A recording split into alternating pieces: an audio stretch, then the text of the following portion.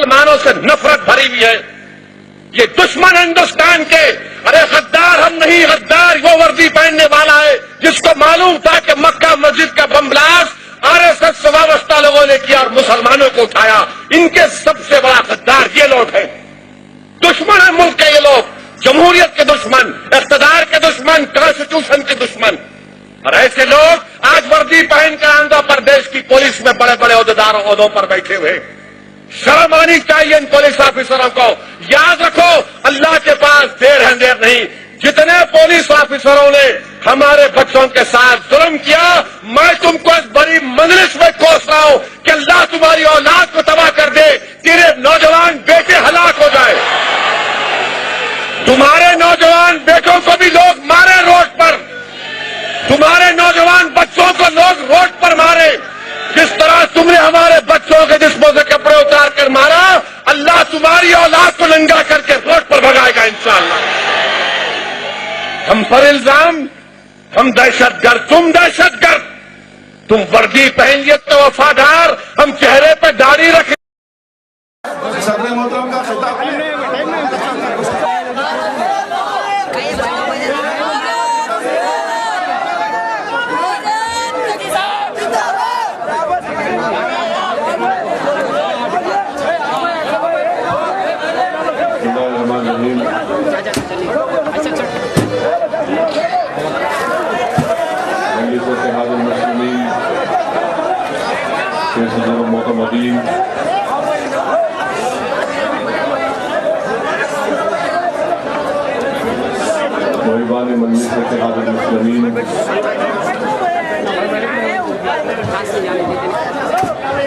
बुजुर्गान मिल्लत, मेरे नौजवान साथियों, आप सबको अस्सलाम वालेकुम व रहमतुल्लाहि व बरकातहू। मोअज़्ज़िज़ हाज़रीन इकराम, मुझे अभी मालूम हुआ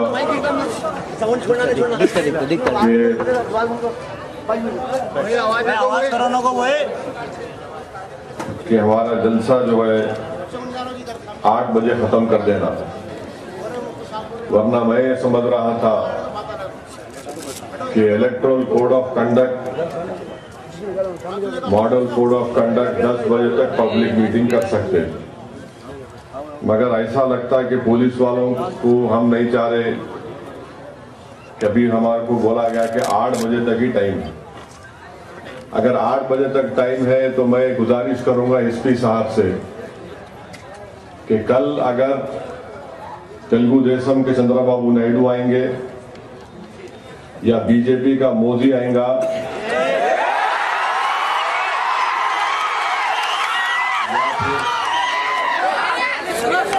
या फिर वाईएसआर के जगन मोहन रेड्डी आएंगे, इन तीनों को आप लोग 8 बजे तक टाइम देना।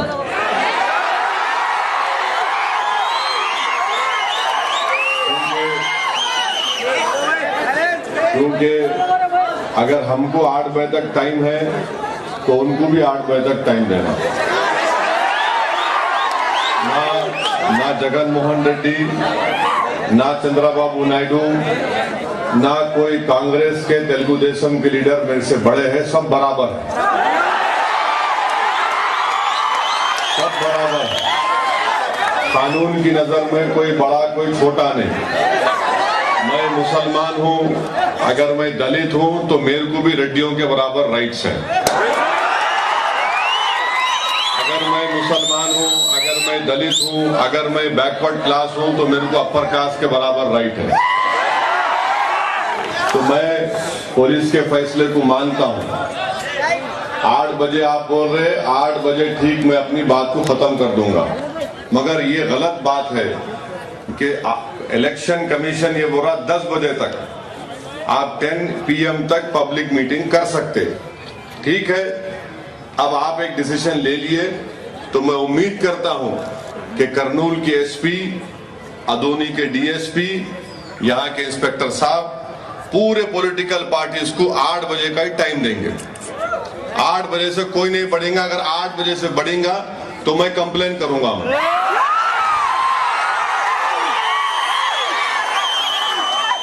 इलेक्शन क्यों लड़ते हम लोग? इलेक्शन इसलिए लड़ते कि आवाम के दरमियान में जाके हम अपनी बात को रखेंगे।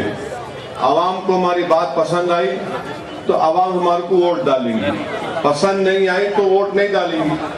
अगर उसमें भी अगर आप रोक देंगे हमारे को, नहीं यहाँ नहीं करना, वहां करना, वहां नहीं करना, यहाँ करना, ऐसा करना, इतने लोग आना, ये क्या है? ये कौन सा कानून है? मुझे बताइए आप।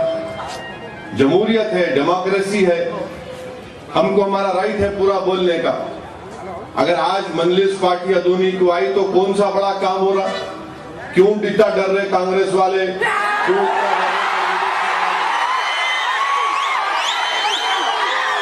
डरने की बात ही क्या है? हम डराने को नहीं आए, हम लोगों को मिलाने को आए।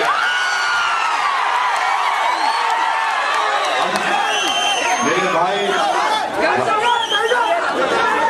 मेरी बात सुनो, अभी टाइम नहीं है तो पुलिस वाले बोलेंगे 8 बज गए। मैं यहाँ पर क्यों आया? मैं यहाँ पर सबको मिलाने को आया। मैं यहाँ पर लोगों के दिलों को मिलाने को आया हूँ और मेरा वही काम है। हम किसी को तोड़ने को नहीं आए, हम यहाँ मिलाने को आए हैं। इतना डरने की जरूरत नहीं है तेलुगु देशम पार्टी को, कांग्रेस पार्टी को, बीजेपी को, वाईएसआर को। अरे भाई हमारा राइट है, अभी भी हम यहाँ आएंगे, कल भी आएंगे। आज से 2 साल पहले यहाँ पर गड़बड़ हुई थी, जब कहाँ गए कांग्रेस पार्टी वाले? यहाँ पर गड़बड़ हुई थी, हमारे दुकानों को, सेल फोन की दुकानों को लूटा गया था। कोई आए? टीडीपी वाले आए? हमारे घरों को निशाना बनाया गया, हम जुम्मे की नमाज नहीं पढ़ सके 2 साल पहले। कोई वाईएसआरसीपी के लोग आए थे? आप बोलो, आप हम आए तो सबको एक हो गए। ये क्या बात है?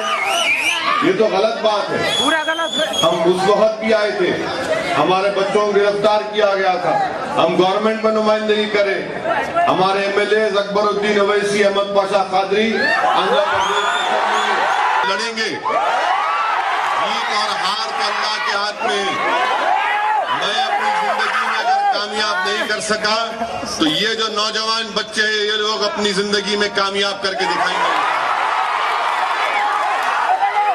तो अनंत करनूल में एमपी कैंडिडेट रहेगा हमारा, करनूल की असेंबली से हमारा एमएलए कैंडिडेट रहेगा, नंदियाल से इंशाल्लाह हमारा एमएलए का कैंडिडेट रहेगा, अदोनी से भी रहेगा इंशाल्लाह ताला हमारा एमएलए कैंडिडेट। डरा रहे मेरे भाई, हैदराबाद भी आपको आना है नहीं है, ये डराने का काम मत करो आप।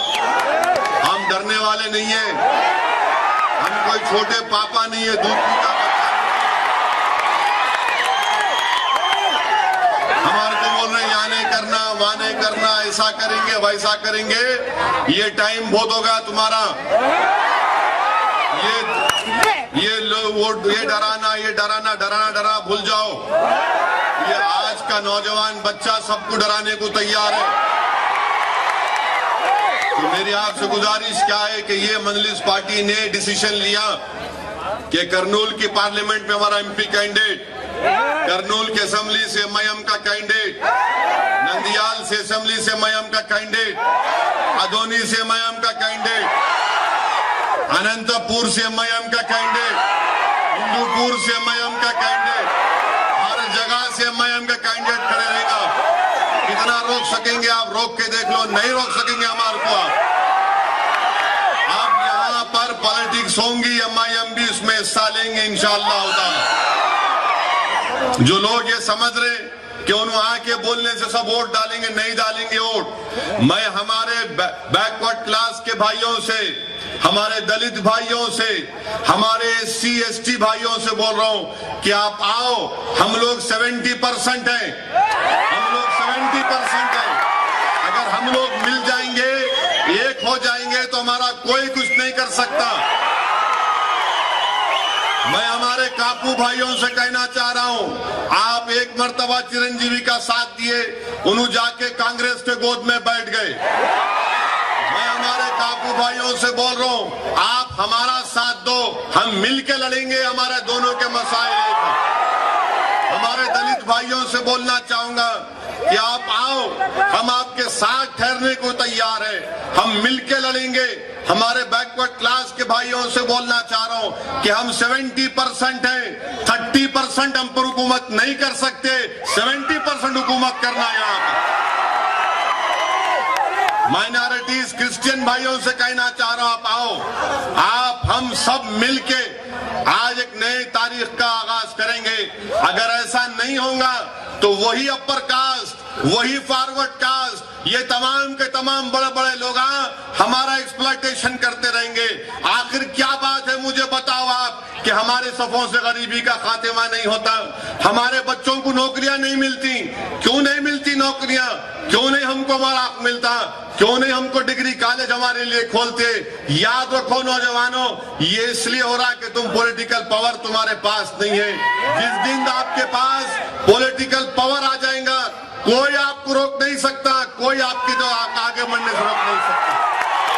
मैं आपसे क्या कह रहा हूं कि आखिर क्या बात है, आखिर क्या बात है? लोग एमआईएम पार्टी को कम्युनल पार्टी बोलते। मैं उनसे एक ही क्वेश्चन कर रहा हूं, मेरे इस क्वेश्चन का जवाब दे दो कि हमारे यहां से पड़ोस में कर्नाटका का स्टेट है, ये आंध्र प्रदेश है, बाजू महाराष्ट्र है, ये तीनों स्टेट को मिला लो आप, 115 लोकसभा की सीटें हैं, 115 लोकसभा की सीटें। एमआईएम पार्टी को कम्युनल बोलते, एमआईएम पार्टी को फिरका परस्त बोलते, एमआईएम पार्टी बोलते खाली गरीब मुसलमानों की बात करती। ठीक है, तुम्हारा इल्जाम सही है, मैं कम्युनल हूं, मैं फिरका परस्त हूं, मैं मुसलमानों की बात करता हूं, मगर मेरा सवाल उन तमाम सेकुलर पार्टियों से है, मेरे भाई 115 लोकसभा की सीटों में कितने मुस्लिम माइनॉरिटी को आपने कामयाब किया? महाराष्ट्र में कांग्रेस एनसीपी ने किसी को कामयाब नहीं किया, कर्नाटका में कांग्रेस और जेडीएस ने किसी को कामयाब नहीं किया। 115 लोकसभा की सीटों में खाली एक एमपी मैं आपके सामने खड़ा हुआ, खाली एक एमपी मैं आपके सामने खड़ा हुआ। क्यों नहीं कर्नूल से टिकट देते? क्यों नहीं नंदियाल से टिकट देते? क्यों नहीं अनंतपुर से देते? क्यों नहीं हिंदूपुर से देते? क्यों नहीं देते आप टिकट? हमको कामयाब करो। हम कम्युनल है तो आप तो सेकुलर है ना, आप जिता के बताओ मार को, आप जिता के बताओ मार को, मगर नहीं देते। आप हमको बोलते हम कम्युनल है। 2006 में जेडपीटीसी का इलेक्शन हुआ, कर्नूल में कितने जेडपीटीसी के सीटें हैं? 53 में कितने जीते?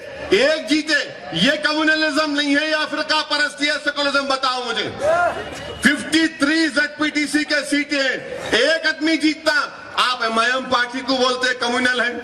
हम कम्युनल नहीं है, हम कम्युनल नहीं है, हम किसी मजहब के खिलाफ नहीं है, मगर हम क्या बोल रहे कि दलित है, ट्राइबल है, मुस्लिम है, क्रिश्चियन है, बैकवर्ड क्लास से आओ, एक हो जाओ, एक हो जाओ, एक प्लेटफॉर्म पे आ जाओ, हम मिलके काम करेंगे इंशाअल्लाह। आप ये देखो, एमपीटीसी के आपके पूरे कर्नूल डिस्ट्रिक्ट में 777 सीटें। कितने सीटें हैं? 777। कितने जीते भाई? 50 जीते, खाली 50 लोग जीते हमें। ये क्या, ये कम्युनलिज्म नहीं है, ये सेकुलरिज्म है क्या? आप जीतना, हम आपको वोट डालना, आपको कामयाब करना, आपको मिनिस्टर बनाना, आपको चीफ मिनिस्टर बनाना, आपको एमपी बनाना, आप मोटे होना, आपके पेट में गोश्त जाना, आपके कपड़े आना, और हम भिखारी बन के ठहरना। क्या ये कौन सी पॉलिटिक्स है? ये तुम्हारे को वोट डालना, तुम्हारे बेटे को वोट डालना, तुम्हारे दामाद को वोट डालना, तुम्हारे ससुरे को वोट डालना, सबको डालना, फिर हमारा क्या करना? हमारे को कौन पूछता?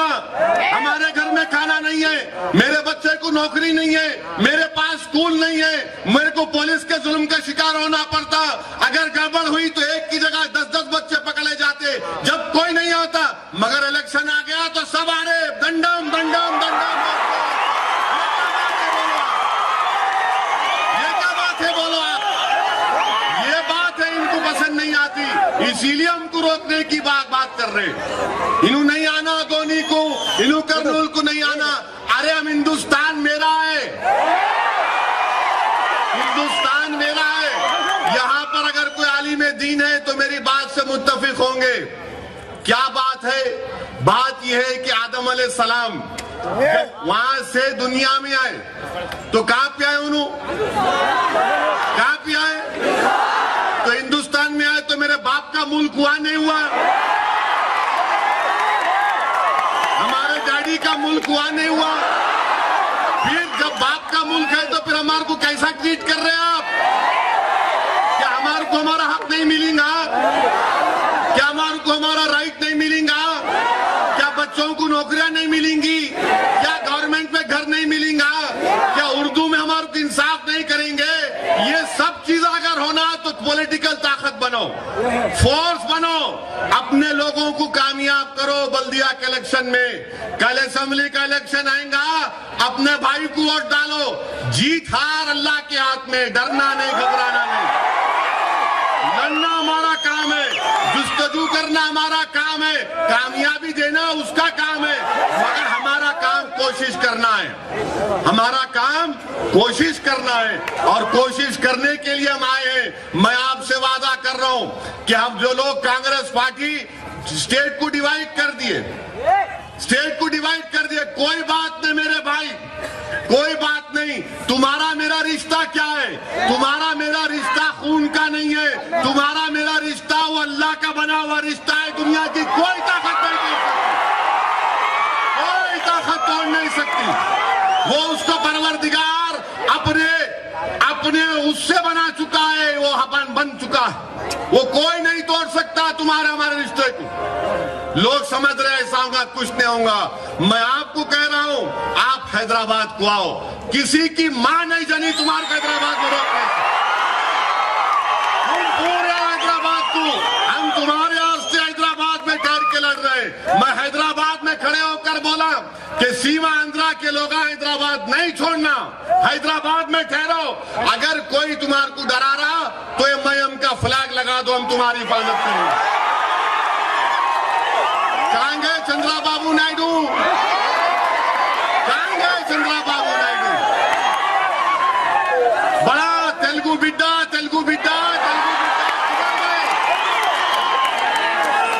कहां गए? तायद करे, तोड़ने की तायद करे। मैं आपसे बोल रहा हूं, मंजलिस पार्टी क्या बोली? मंजलिस पार्टी क्या बोली? आज हम शुरू से बोल रहे हैं कि नहीं, हम तोड़ने के खिलाफ नहीं है, मगर अगर तोड़ेंगे तो हैदराबाद पे कॉम्प्रोमाइज नहीं करेंगे। इसीलिए बोल रहे हैदराबाद को आओ, हैदराबाद को आराम से आओ। एमआईएम पार्टी आपके वास्ते तैयार है खिदमत करने को। मगर मेरे भाई, अब ये क्या हो रहा है बताओ मेरे को आप? क्या आप तो स्टेट डिवाइड कर दिए और चंद्रबाबू नायडू नहीं बोल के दो आंख की पॉलिसी, वहां एक बात यहाँ एक बात। हम ये पूछना चाह रहे हैं मेरे भाई कि क्या तेलुगु देशम पार्टी नरेंद्र मोदी से हाथ मिला ली? तेलुगु देशम पार्टी कम्युनल पार्टी, मैंने बोला पब्लिक बोल रही, मगर हम पूछना चाहते तेलुगु देशम से, ये कौन सी पॉलिटिक्स है मेरे को बताओ आप? कांग्रेस के पूरे लीडर तेलुगु देशम में चले जा रहे, वो कांग्रेस का खंडवा उतार के पीला शर्ट पहन ले रहे, हम तेलुगु देशम में जा रहे। कल तक हाथ पे वोट मांगने वाले साइकिल पे बैठ जा रहे जाके। अरे ये साइकिल पुरानी हो गई, इसके टायर में हवा नहीं है, इसका फारक बेंड हो गया, इसकी चेन बार बार निकल जा रही। अब पतंग का जमाना है, पतंग पिलाना,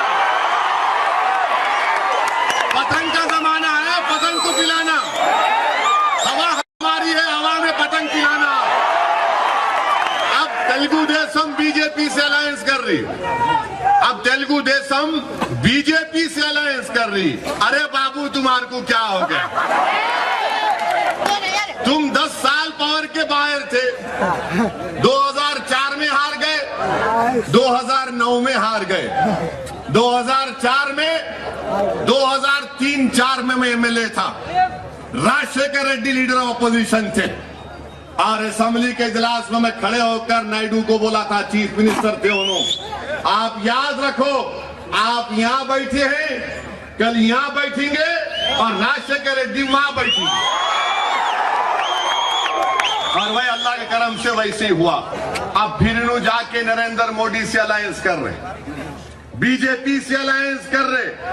मैं आपको बताना चाह रहा हूं मेरे भाई, ये मैं आपको बताना चाह रहा हूं मेरे भाई कि हिंदुस्तान हमारा मुल्क है, हमारे मुल्क को बचाने का है, हमारे मुल्क को सेकुलर रखने का है, हमारे मुल्क को मजबूत बनाने का है। जो आदमी गुजरात का चीफ मिनिस्टर, जो है बीजेपी का प्राइम मिनिस्टर कैंडिडेट, 2002 में क्या हुआ, वो चीफ मिनिस्टर था और गुजरात में अहमदाबाद की सरजमीन को मासूम हिंदुस्तानियों के खून से लाल किया गया। अहमदाबाद में घर जलते रहे, मोदी कुछ नहीं किया। अहमदाबाद में, गुजरात में बच्चियां बेवा हुई, हुकूमत उनके बचाव में कुछ नहीं कर सकी। आज मैं तेलुगु देशम वालों से पूछना चाह रहा हूं, टीजी वेंकटेश और प्रताप रेड्डी से बोलना चाह रहा हूं, यहाँ के एमएलए से पूछना चाह रहा हूं, क्या तुम समझते कि हम भूल गए 2002 को?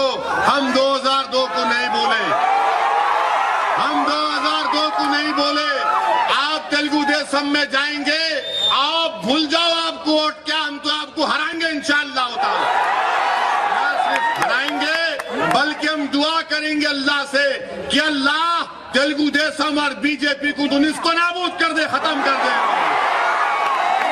ये हमारे से हाथ मिला रहे। 2009 में आके वोट लिए थे तेलुगु देशम वाले, नहीं तौबा करे नायडू साहब, मैं नहीं गाऊंगा बीजेपी को।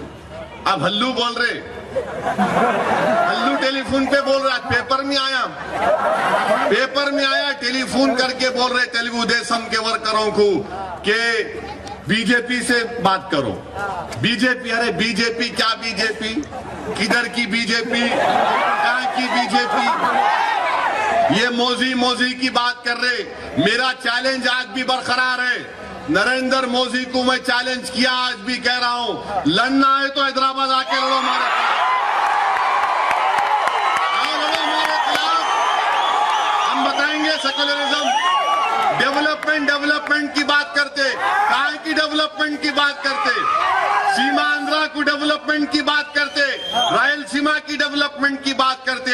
मजलिस पार्टी में आपको बता रहा हूं, मैं श्री कृष्णा कमीशन कमेटी के पास गया था, जाके बोला अगर आंध्रा को तोड़ना है तो कर्नूल अनंतपुर को मिलाओ।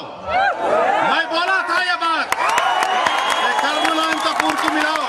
कोई पॉलिटिकल पार्टी नहीं बोली मेरे, क्या कांग्रेस बोली, क्या वाईएसआर बोले, क्या तेलुगु देशम बोले, कोई नहीं बोले, सिर्फ एमआईएम पार्टी बोली। क्यों बोली?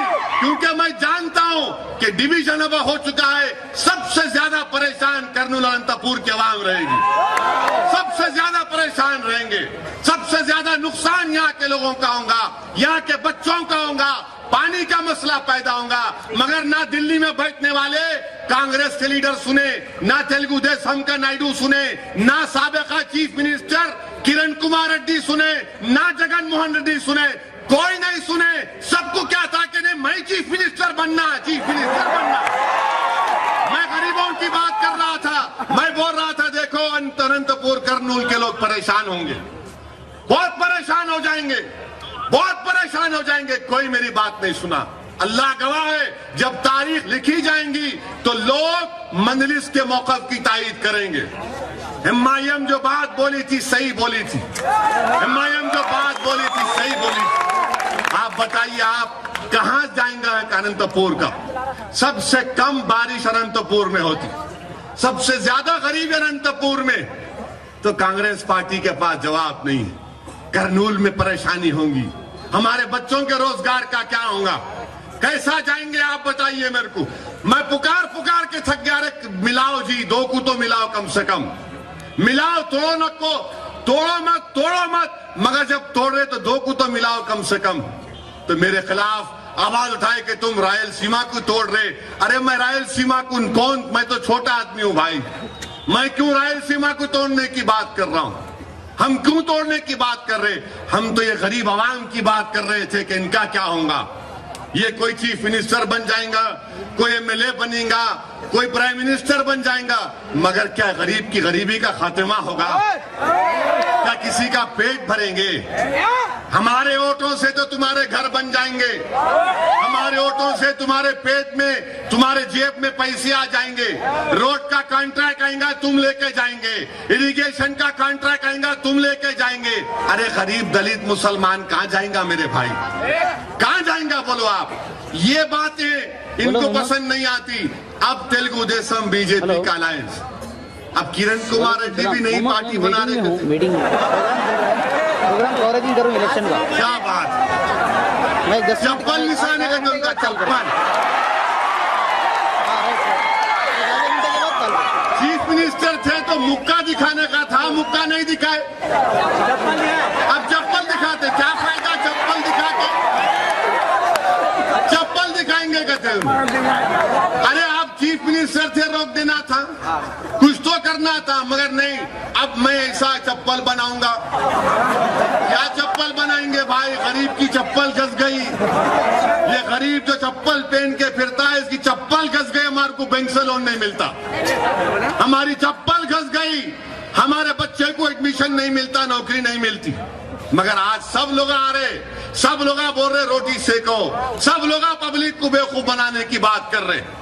इसीलिए मेरे अजीज दोस्तों, मेरे बुजुर्गों, मेरे नौजवान साथियों, मेरे भाइयों, आपसे मैं कह रहा हूं कि आप अपनी पार्टी को मजबूत करो, आपकी आवाज को मजबूत करो। सब लोगों की एक एक पार्टी है, Congress party, YSR party, Telugu Desam party, ये सब बड़े लोगों की पार्टी है। मेरे भाई, ये गरीबों की पार्टी है, मनलेस पार्टी। ये गयूर नौजवानों की पार्टी है, मनलेस पार्टी। ये दिल वालों की पार्टी है, मनलेस पार्टी।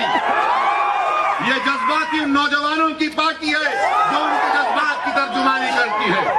इसीलिए मैं आपसे रिक्वेस्ट कर रहा हूं कि एमआईएम पार्टी का साथ दो, एमआईएम पार्टी के उम्मीदवारों को कामयाब करो। 30 मार्च को पोलिंग का दिन है। आप अपने अपने पूरे घर वालों को लेकर जाओ पोलिंग बूथ को, अपने वोट का इस्तेमाल करो। तेलुगु देशम, बीजेपी, ये अब तो कांग्रेस गई, जब तो बैठी भी है ही नहीं मैदान में, कहीं पर भी नहीं है बेचारे।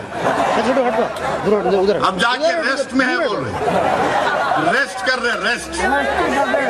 ऐसा तो नहीं है कि हमेशा के लिए रेस्ट में चले जाएंगे आप। तेलुगु देशम पार्टी बीजेपी से अलायंस कर रही। अब मेरे को नहीं मालूम वाईएसआर का क्या प्रोग्राम है। उनको भी बोलना चाहिए कि पावर में आने के बाद हम बीजेपी से अलायंस नहीं करेंगे। ऐलान कर दो आप। मुझे अफसोस होता है, लोग बोलते कि गुजरात का चीफ मिनिस्टर का डेवलपमेंट, क्या डेवलपमेंट है? गुजरात में भी 9% माइनॉरिटीज, आंध्रा में भी 9% माइनॉरिटीज। यहां पर रिजर्वेशन मिला हमारे को। रिजर्वेशन कैसा मिला? एमआईएम पार्टी 1974 में पहला बैकवर्ड क्लास या 70s में पहला बैकवर्ड क्लास कमीशन बना, तो सबसे पहले एमआईएम पार्टी जाके बोली कि मुस्लिम माइनॉरिटी को रिजर्वेशन मिलना चाहिए। 1970s में बोले। 2004 में राजशेखर रेड्डी साहब, हमारे मरहूम लीडर सालार मिल्लत सुल्तान सलाउद्दीन ओवैसी के पास आके मिले, बोले सालार साहब सपोर्ट करना। तो सालार साहब बोले एक ही शर्त पे कि गरीब लोगों को रिजर्वेशन देना पड़ेगा। मैं शुक्रगुजार हूं कि उन्होंने रिजर्वेशन दिया। रिजर्वेशन मिला। गुजरात में मिल रहा रिजर्वेशन। चंद्रबाबू नायडू बोलो ना आप मोदी को, गुजरात में रिजर्वेशन दो बोल के, तो कुछ नहीं बोल सकते।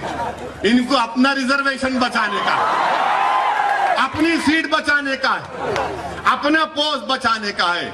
मेरे भाई, आज हमारे मुल्क में जो सेकुलरिज्म है या जो भी है, हमको ये देखना है कि कैसे हम रोक सकते।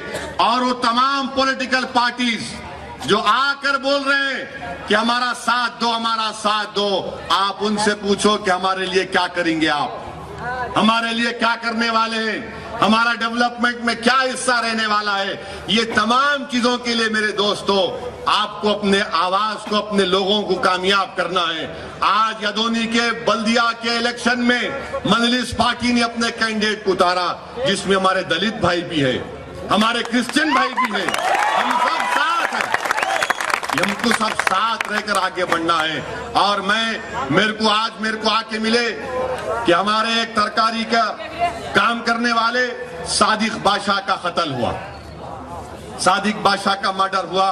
मैं इंशाअल्लाह ताला हैदराबाद जाकर पुलिस के आला अहदेदारों से रिप्रेजेंटेशन करूंगा। हाँ, जीलान बादशाह का मर्डर हुआ। मैं इंशाअल्लाह ताला पुलिस के सीनियर ऑफिसर से जाकर पर्सनली मिलकर रिप्रेजेंट करूंगा कि इसकी सही इंक्वायरी कराई जाए, मालूम हो कि कैसा हुआ, क्यों हुआ, क्या वजह है, ये सब चीजों पर हमको गौर करना है। मेरे भाई, अपने इत्तेहाद का सबूत दो, अपने शऊर का सबूत दो, अपनी जमात को मजबूत करो। आप आज मैं जहां कहीं भी जाता हूं, दिल्ली जाता हूं, बंबई जाता हूं, महाराष्ट्र, हर जगह बोलते कि आओ एमआईएम पार्टी बनाओ, हमारा कोई पुरसान हाल नहीं है। उत्तर प्रदेश में आप देखो, समाजवादी पार्टी की गवर्नमेंट, नाम की सेकुलर, मगर मुजफ्फरनगर में खून की होलियां खेली गई, मुजफ्फरनगर में फसाद हो गया, राइट्स हो गया। हर जगह हम जाते, महाराष्ट्र में जाना चाहते, बंबई को, तो वहां कांग्रेस पार्टी बोलती नहीं, ओवैसी को अलाउ नहीं करना, असदुद्दीन ओवैसी नहीं आना, कोई नहीं आना। अरे नरेंद्र मोदी जा सकता, असदुद्दीन ओवैसी नहीं जा सकता? ये कौन सा कानून है बताइए आप?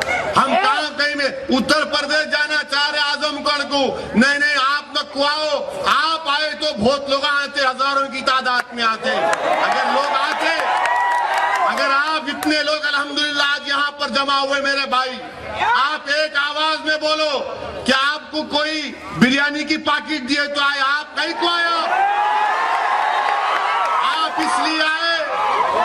इसलिए आए कि आपको कौम का दर्द है, आप इसलिए आए कि आप अपनी आवाज को मजबूत करना चाहते, आप इसलिए आए कि आप बताना चाहते तमाम पार्टियों को कि अदौनी के हम लोग यूनाइटेड हैं, मुत्तहिद हैं, और एमआईएम पार्टी हमारी पार्टी है, बताना चाहते हैं आप।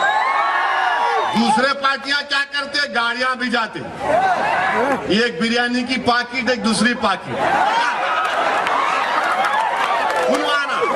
ये हमारा मामला, इनको पसंद नहीं आता, ये खाली बोले तो इतना आगे। मैं इन तमाम आप लोगों से गुजारिश करूंगा मेरे भाई कि 30 मार्च के दिन जाइए अपने घर से, तमाम लोगों को सुबह मस्जिद में फजर की नमाज पढ़िए और पूरी अपनी फैमिली को लेकर पोलिंग बूथ को जाइए। जहां पतंग का निशान दिखा वहां बटन दबाइए, वहां बटन दबाइए, और बटन दबाने के बाद अल्लाह से दुआ करिए कि अल्लाह हमारी पार्टी को कामयाब कर दे, कि अल्लाह हमारे इत्तेहाद को मजबूत कर दे। और मेरे को अल्लाह की जात पर पूरा भरोसा है कि जरूर परवरदिगार हम तमाम की दुआओं को, हम तमाम की मेहनतों को रायगा नहीं जाने देगा। ये आज हमने अपने एमआईएम पार्टी के जो लोग यहाँ पर बैठे हैं, मैं बुजुर्गों से रिक्वेस्ट कर रहा हूँ, उनसे गुजारिश कर रहा हूँ कि आप इनकी सरपरस्ती करो, आप इनके सर पे हाथ रखो, आप हमारे बड़े हैं, आप बताओ इनको गलत काम कर रहे तो सही काम करना सिखाओ इनको।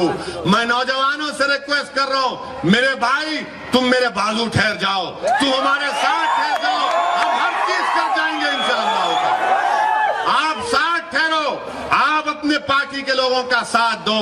बहुत हो चुका मेरे भाई, कोई पार्टी हमारा साथ नहीं देती। मेरे दलित भाइयों, मेरे बैकवर्ड क्लास के मेरे भाइयों, आओ आज एमआईएम पार्टी का साथ दो। आपने 50 साल कांग्रेस का साथ दिया तो कभी तेलुगु देशम का साथ दिया, क्या मिला आपको? एक मर्तबा अगर 70% जमा हो जाएंगे तो यकीनन हम कुछ कर सकते हैं, अपने मसाइल को हल कर सकते हैं। मैं हदोनी आया हूं, बार बार आऊंगा। मैं आपसे क्या कह रहा हूं मेरे दोस्तों, मैं आपसे एक बात कह रहा हूं मेरे भाई, हम हैदराबाद में हैं या कहां पर भी हैं, आपका हमारा रिश्ता कैसा रिश्ता है?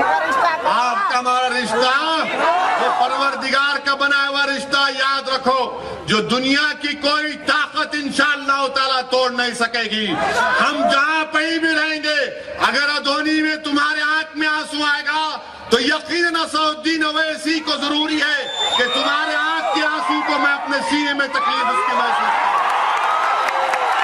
अगर तुम्हारे हाथ की तकलीफ होगी तो जरूरी है कि मेरे हाथ में भी तकलीफ हो, क्योंकि ये तकाजा है, मोहब्बत है। ये मोहब्बत का तकाजा है कि ये मोहब्बत का तकाजा नहीं है कि तुम रोते रहो और मैं हैदराबाद में सुकून से बैठा रहूं। इंशाअल्लाह ताला मेरे अदोनी के नौजवानों, मेरे बुजुर्गों, हम बहुत रो चुके, अब हम रोने वाले नहीं हैं, अब हम दूसरों को रुलाएंगे। हम बहुत आंखों में आंसू डालिए। अब कांग्रेस पार्टी रोएगी, तेलुगु देशम रोएगी, बीजेपी रोएगी, तो कोई हमको सताएगा वो रोएगा अब इंशाअल्लाह ताला। अब हमको अपना हक लेना है। आओ आगे बढ़ो और मजलिस पार्टी को कामयाब करो। शुक्रिया, खुदा हाफिज। बात तमाम का शुक्रिया अदा किया जाता है और जलसे की बर्खास्तगी का ऐलान किया। मेरे भाई, मेरी बात सुनो, अभी टाइम नहीं है तो पुलिस वाले बोलेंगे 8 बज गए। मैं यहाँ पर क्यों आया? मैं यहाँ पर सबको मिलाने को आया। मैं यहाँ पर लोगों के दिलों को मिलाने को आया हूँ और मेरा वही काम है। हम किसी को तोड़ने को नहीं आए, हम यहाँ मिलाने को आए हैं। इतना डरने की जरूरत नहीं है तेलुगु देशम पार्टी को, कांग्रेस पार्टी को, बीजेपी को, वाईएसआर को। अरे भाई, हमारा राइट है। अभी भी हम यहाँ आएंगे, कल भी आएंगे। आज से 2 साल पहले यहाँ पर गड़बड़ हुई थी, जब कहाँ गए कांग्रेस पार्टी वाले? यहाँ पर गड़बड़ हुई थी, हमारे दुकानों को, सेल फोन की दुकानों को लूटा गया था। कोई आए? टीडीपी वाले आए? हमारे घरों को निशाना बनाया गया, हम जुम्मे की नमाज नहीं पढ़ सके 2 साल पहले। कोई वाईएसआरसीपी के लोग आए थे? आप बोलो, आप हम आए तो सबको एक हो गए। ये क्या बात है? ये तो गलत बात है, पूरा गलत है। हम उस वक्त भी आए थे, हमारे बच्चों को गिरफ्तार किया गया था। हम गवर्नमेंट में नुमाइंदगी करें। हमारे एमएलए अकबरुद्दीन ओवैसी, अहमद पाशा कादरी आंध्र प्रदेश लड़ेंगे। जीत और हार तो अल्लाह के हाथ में है। मैं अपनी जिंदगी में अगर कामयाब नहीं कर सका तो ये जो नौजवान बच्चे हैं, ये लोग अपनी जिंदगी में कामयाब करके दिखाएंगे। अनंत करनूल में एमपी कैंडिडेट रहेगा हमारा, करनूल की असेंबली से हमारा एमएलए कैंडिडेट रहेगा, नंदियाल से इंशाअल्लाह हमारा एमएलए का कैंडिडेट रहेगा, अदोनी से भी रहेगा इंशाअल्लाह ताला हमारा एमएलए कैंडिडेट। डरा रहे मेरे भाई, हैदराबाद भी आपको आना है नहीं है, ये डराने का काम मत करो आप।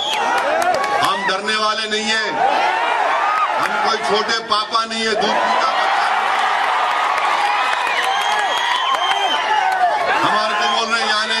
वहां नहीं करना, ऐसा करेंगे वैसा करेंगे। ये टाइम बहुत होगा तुम्हारा।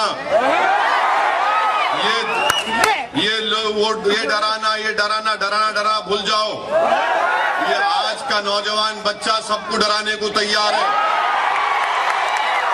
तो मेरी आपसे गुजारिश क्या है कि ये मजलिस पार्टी ने डिसीजन लिया कि करनूल की पार्लियामेंट में हमारा एमपी कैंडिडेट, करनूल की असेंबली से एमआईएम का कैंडिडेट, नंदियाल से असेंबली से एमआईएम का कैंडिडेट, अदोनी से एमआईएम का कैंडिडेट, अनंतपुर से एमआईएम का कैंडिडेट, हिंदूपुर से एमआईएम का कैंडिडेट, हर जगह से एमआईएम का कैंडिडेट खड़े रहेगा। कितना रोक सकेंगे आप? रोक के देख लो, नहीं रोक सकेंगे हमारे को। आप यहाँ पर पॉलिटिक्स होंगी, एमआईएम भी उसमें हिस्सा लेंगे इंशाअल्लाह। जो लोग ये समझ रहे कि उन्होंने आके बोलने से सब वोट डालेंगे, नहीं डालेंगे वोट। मैं हमारे बैकवर्ड क्लास के भाइयों से, हमारे दलित भाइयों से, हमारे SC ST भाइयों से बोल रहा हूं कि आप आओ। हम लोग 70% हैं, हम लोग 70% हैं। अगर हम लोग मिल जाएंगे, एक हो जाएंगे तो हमारा कोई कुछ नहीं कर सकता। मैं हमारे काकू भाइयों से कहना चाह रहा हूं, आप एक मर्तबा चिरंजीवी का साथ दिए, उन्होंने जाके कांग्रेस के गोद में बैठ गए। मैं हमारे काकू भाइयों से बोल रहा हूं, आप हमारा साथ दो, हम मिलके लड़ेंगे हमारे दोनों के मसाइल लेकर। हमारे दलित भाइयों से बोलना चाहूंगा कि आप आओ, हम आपके साथ ठहरने को तैयार है, हम मिलके लड़ेंगे। हमारे बैकवर्ड क्लास के भाइयों से बोलना चाह रहा हूं कि हम 70% हैं, 30% हम पर हुकूमत नहीं कर सकते, 70% हुकूमत करना यहाँ पर। माइनॉरिटीज क्रिश्चियन भाइयों से कहना चाह रहा हूं, आप आओ, आप हम सब मिलके आज एक नई तारीख का आगाज करेंगे। अगर ऐसा नहीं होगा तो वही अपर कास्ट, वही फॉरवर्ड कास्ट, ये तमाम के तमाम बड़े बड़े लोग हमारा एक्सप्लॉयटेशन करते रहेंगे। आखिर क्या बात है, मुझे बताओ आप, कि हमारे सफों से गरीबी का खात्मा नहीं होता, हमारे बच्चों को नौकरियां नहीं मिलती। क्यों नहीं मिलती नौकरियां? क्यों नहीं हमको मौका मिलता? क्यों नहीं हमको डिग्री कॉलेज हमारे लिए खोलते?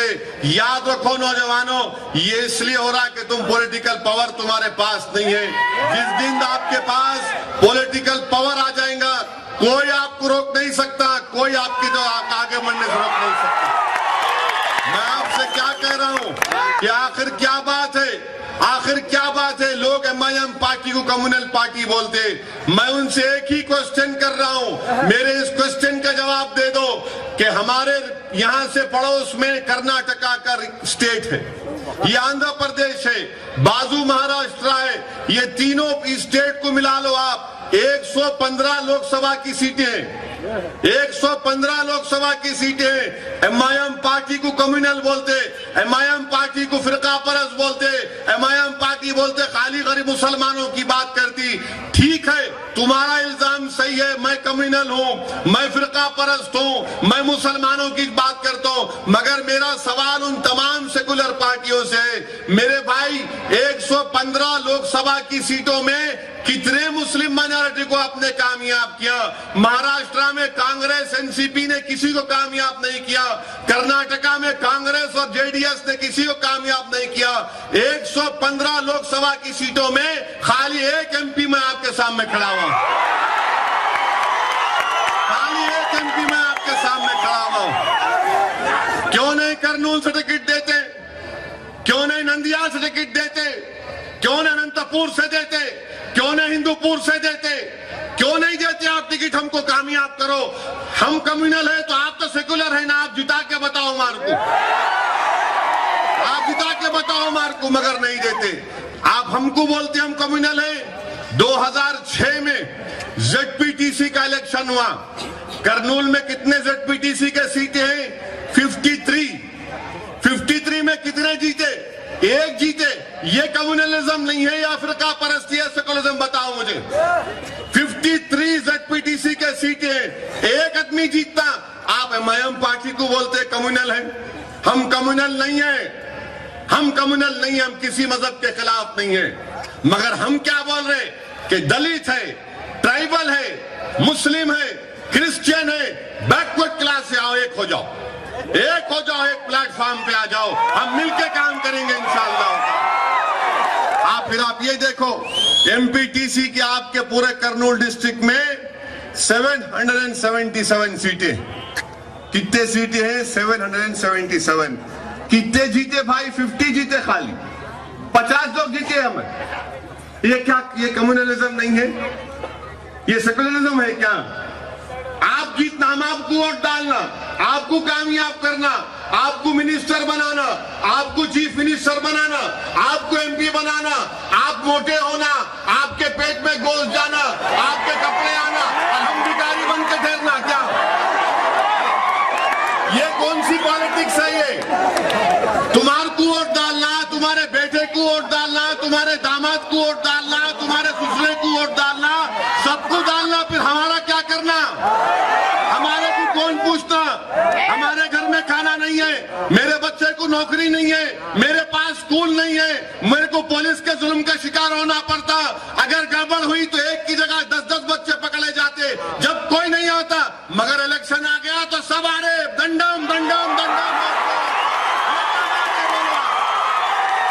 ये क्या बात है बोलो आप? इसीलिए हमको रोकने की बात कर रहे। इन्हों नहीं आना, धोनी को, इन्हों कर्नूल को नहीं आना। अरे हम हिंदुस्तान मेरा है, हिंदुस्तान मेरा है। यहाँ पर अगर कोई आलिम दीन है तो मेरी बात से मुत्तफिक होंगे। क्या बात है?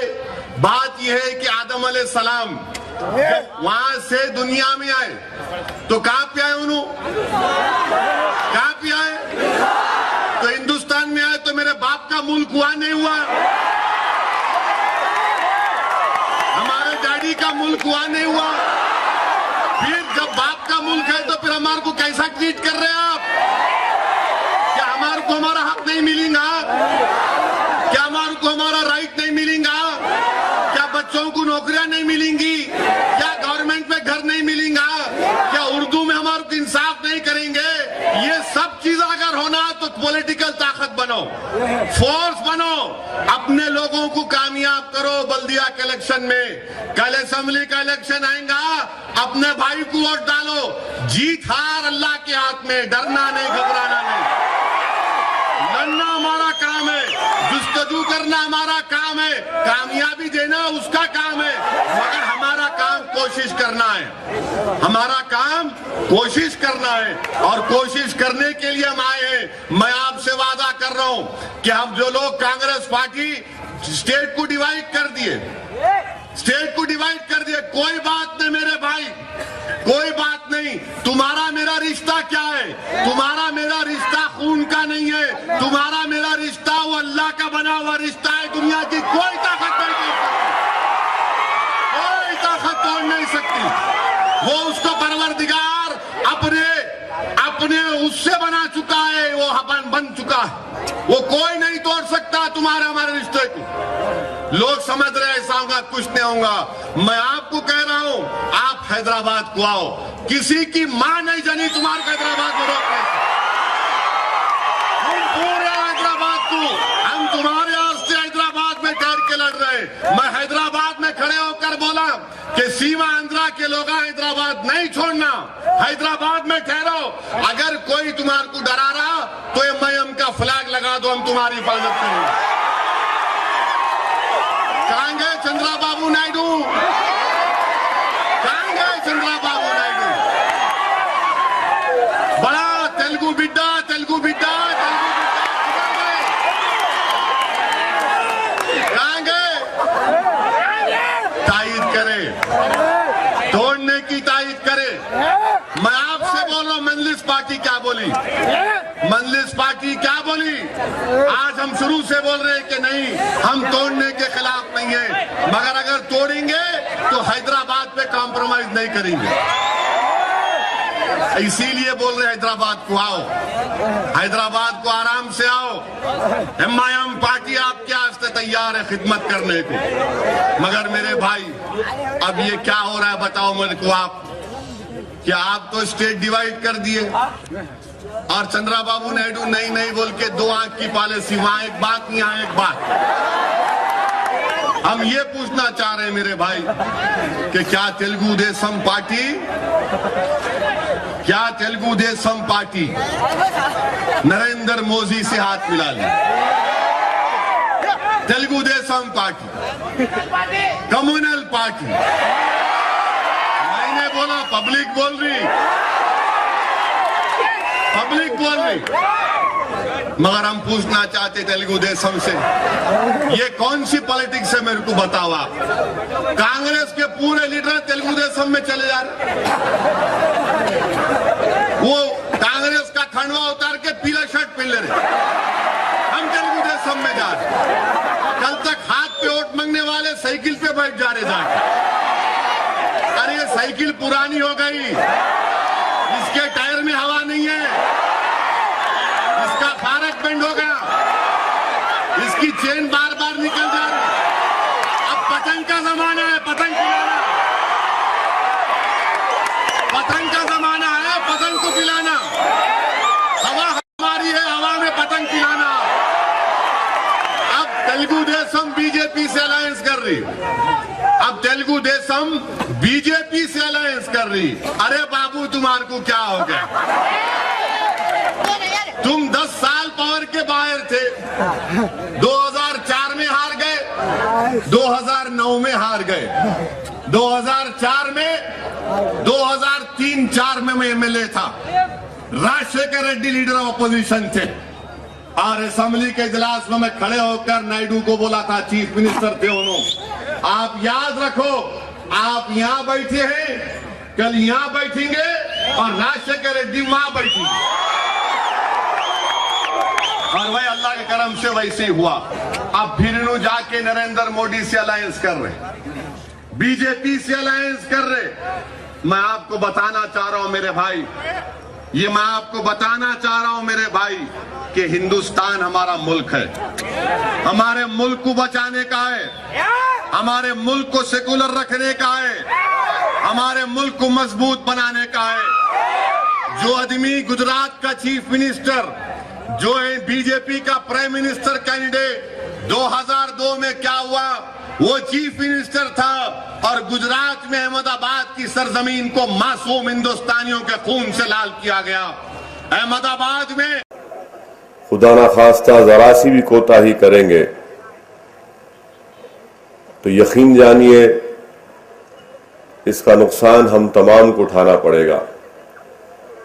और मैं इसलिए आपसे कह रहा हूं कि लफ्ज अहम और नुकसान इसलिए इस्तेमाल कर रहा हूं कि आप जानते हैं कि एक नई रियासत तेलंगाना तकरीबन तश्कील दी जा चुकी है और मैं पिछले 2-2.5 साल से इस बात को आपके सामने कह रहा हूं, दोहरा रहा हूं। जब कभी महबूबनगर में जलसे हुए दौरान खिताब इस बात पर मैंने बार बार कहा और आज भी आपकी तवज्जो इस तरफ दिला रहा हूं कि एक नई रियासत जो तश्कील पा चुकी है, मुस्तकबिल में ये नई रियासत का सबसे बड़ा फायदा अगर किसी को होगा तो वो संघ परिवार को होगा।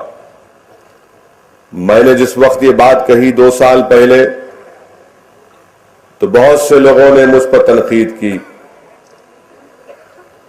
रिवायती तौर पर जो हमारे मुखालिफिन हैं, जिनको काम काज खुश नहीं है, सुबह उठते की मजलिस को गाली देना और सोने से पहले मजलिस को गाली देकर सोना,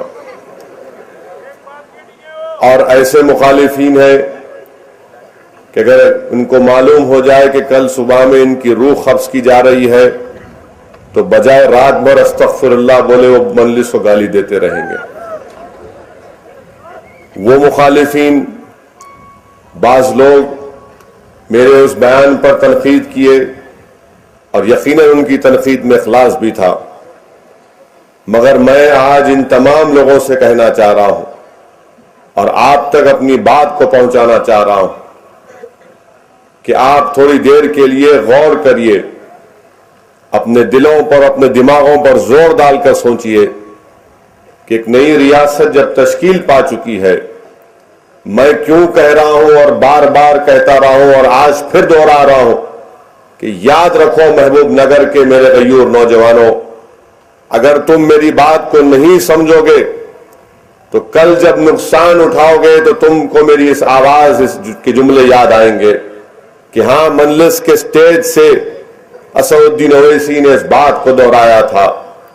मैं इसलिए कह रहा हूं मेरे अजीज दोस्तों कि तेलंगाना से जिस तेजी के साथ तेलुगु देशम का खात्मा हो रहा है, इसलिए खात्मा हो रहा है कि तेलंगाना की आवाम में तसव्वुर करती है कि तेलुगु देशम आंध्रा वालों की पार्टी है, इसलिए रंगारेड्डी में तेलुगु देशम खत्म हो चुकी, निजामाबाद जिले में तेलुगु देशम खत्म हो चुकी, आदिलाबाद जिले में तेलुगु देशम खत्म हो चुकी, महबूब नगर में भी तेलुगु देशम खत्म होने जा रही है। ये तमाम डिस्ट्रिक्ट्स में, जिलों में जहां पर तेलुगु देशम खत्म हो रही है, कमजोर पड़ रही है, ये जो सियासी ग्राउंड खाली हो रहा है, मैं आपसे सवाल करना चाह रहा हूं। इस सवाल का जवाब देने के लिए ना आपको ना मुझे रॉकेट साइंटिस्ट होने की जरूरत है। आप खुद बताइए कि ये तेलुगु देशम के लीडर या तो टीआरएस में कूद जाएंगे, ये तेलुगु देशम के लीडर या बीजेपी में कूद जाएंगे, ये तेलुगु देशम के लीडर या फिर हाथ से हाथ मिला लेंगे, मगर ये जो ग्राउंड खाली हो रहा है, वो जो ऑर्डर जो तेलुगु देशम कोर्ट देता था, वो कभी भी कांग्रेस और टीआरएस कोर्ट नहीं देगा। वो कभी भी मंजलिस को या फिर लेफ्ट के पार्टियों को वोट नहीं देगा। उनके लिए एक ही रास्ता है कि बीजेपी को वोट दो, और यही होने जा रहा है। मैं तो समझ रहा था कि शायद थोड़ा वक्त लगेगा संघ परिवार को मजबूत होने के लिए, मगर मेरा जो मुशाहिदा है, जो मैं जिले तेलंगाना का दौरा कर रहा हूं इस बल्दिया के इंतखाबात में, मुझे ये कहना पड़ रहा है कि तेलुगु देशम की कमजोरी की वजह से, और तेलुगु देशम यकीनन कमजोर होगी, उसके कमजोरी की वजूहात तो चंद्रबाबू नायडू के बेवकूफी के फैसले हैं, मगर इसका फायदा राष्ट्र संघ परिवार को पहुंच रहा है। इसीलिए मेरे अजीज दोस्तों, आपको अपनी जमात को मजबूत करना जरूरी है। और अगर कोई ये समझ रहा है कि नहीं कांग्रेस है, टीआरएस है, नहीं मेरे दोस्तों, तुम्हारी आवाज मजलिस इत्तेहादुल मुस्लिमीन है, तुम्हारी पहचान मजलिस इत्तेहादुल मुस्लिमीन है। जब दूसरी जानिब दुश्मन मजबूत हो रहा है, जब दूसरी जानिब वो लोग मजबूत हो रहे हैं जो हमारे वजूद के खिलाफ है, दूसरी जानिब वो ताकतें मजबूत हो रही हैं जो सेकुलरिज्म पर भरोसा नहीं और यकीन नहीं रखती, ऐसी ताकतों का मुकाबला करना ये कांग्रेस और टीआरएस की बस की बात नहीं है।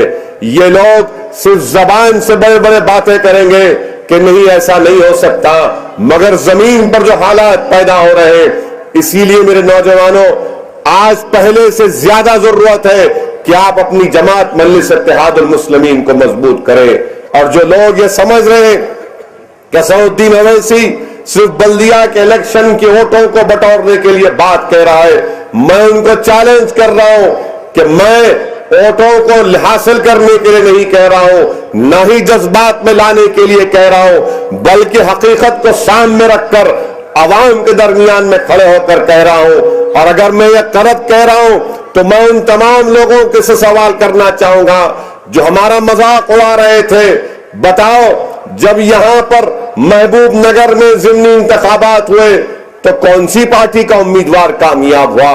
जब निजामाबाद में असेंबली के ज़िमनी इंतखाबात हुए तो कौन सी पार्टी का उम्मीदवार कामयाब हुआ? मैं तमाम लोगों से जो आज यहां पर बैठे हुए हैं, या अपने घरों में बैठकर सुन रहे हैं, या फिर मेरी तकरीर को रिकॉर्ड कर रहे हैं, मैं दावत फिक्र दे रहा हूं हर वो मुस्लिम अक़लियत को महबूब नगर के कि अगर आज तुम खामोश बैठोगे, अगर आज तुम मजलिस इत्तेहादुल मुस्लिमीन को इस इलेक्शन में मजबूत नहीं करोगे, तो याद रखो असेंबली इलेक्शन में तुम अपने आदमी को कामयाब नहीं कर सकते। यहां से आप अपने उम्मीदवारों को कामयाब करो। असेंबली इलेक्शन में जो कोई भी मुस्लिम अक़लियत का उम्मीदवार किसी पार्टी से खड़ा रहेगा, मैं ऐलान कर रहा हूं कि हम उसकी तायीद करेंगे, मगर शर्त यह है कि आप अपने उम्मीदवारों को कामयाब करो। वरना ये कांग्रेस पार्टी, वरना ये टीआरएस, वरना ये सुनिए, वरना ये कांग्रेस और टीआरएस क्या करेंगे कि नहीं नहीं आप मत ठहरो, अब हमको मोदी को रोकना है, हमारा साथ दो, यही बहाना बनाएंगे। और अगर कोई कांग्रेस का लीडर जाकर कहता है, मैं आपके सामने खुलकर कह रहा हूं कि कांग्रेस पार्टी के एक बहुत बड़े लीडर मुझसे फोन पर बात किए और बात करके कहा कि एमपी सीट के, महबूब नगर के एमपी सीट के बारे में आपकी क्या राय है? तो मैंने उनसे कहा, मोहतरम पहले यह तो बताओ महबूब नगर के असेंबली सीट का क्या होगा?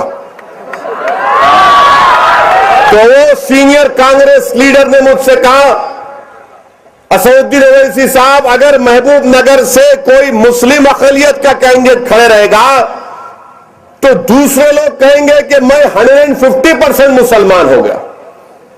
तो मैंने कहा, ये 150% का मतलब क्या है साहब? मैं पहले ही मैथ्स में कमजोर हूं, इसलिए पॉलिटिक्स में आया। अगर मैथ्स में मजबूत होता तो साइंटिस्ट बन जाता, कुछ और करता। तो बोले आप नहीं समझे मेरी बात को। मेरा मैं नहीं समझा। तो बोले नहीं, उनको देंगे तो मेरे को दूसरों का वोट नहीं मिलता। ये टेलीफोन पर मुझसे कहा गया, और वक्त आएगा तो उनका नाम लेकर महबूब नगर में बताऊंगा इंशाअल्लाह ताला।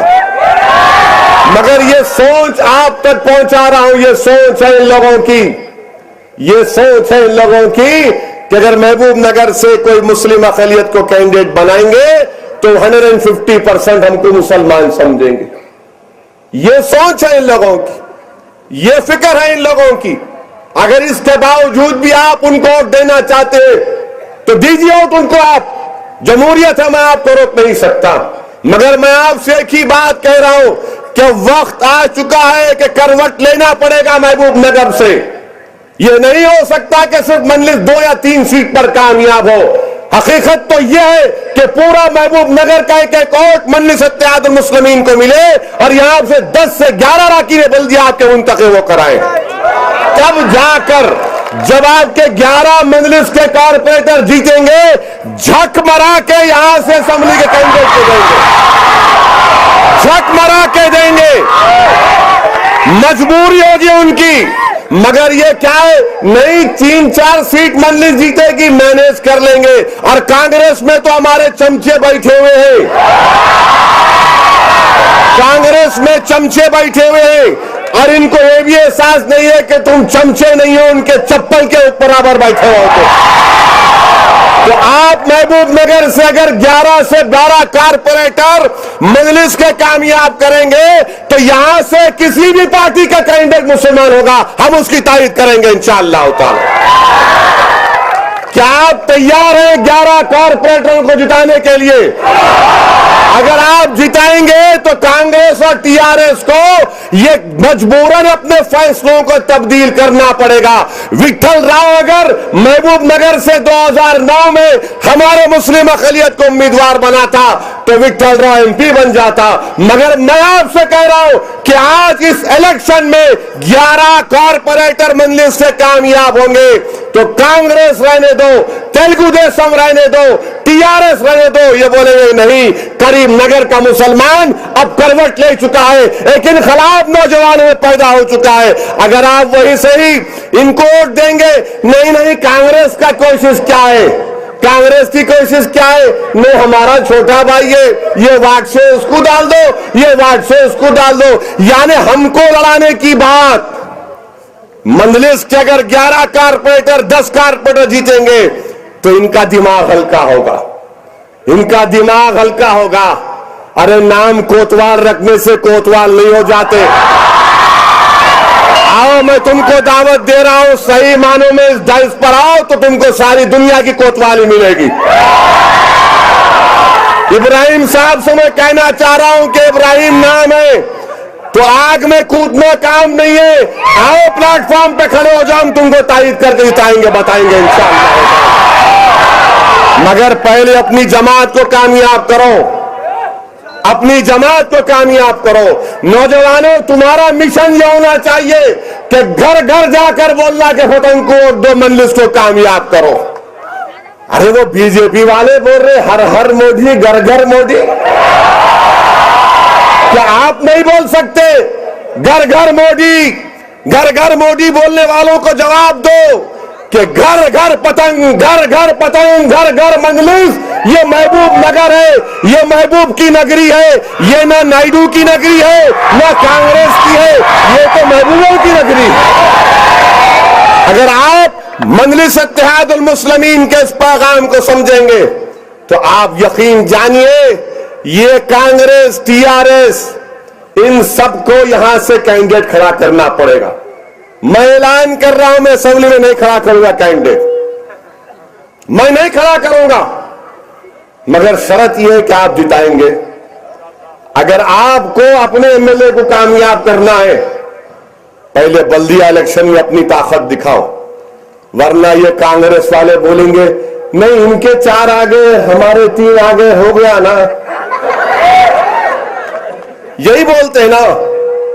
और अगर जाके कोई असेंबली का टिकट दो बोले तो बोलेंगे भाईजान आपका वोटर लिस्ट में खाली 34,000 नाम है महबूब नगर के, आप कहां जीतते?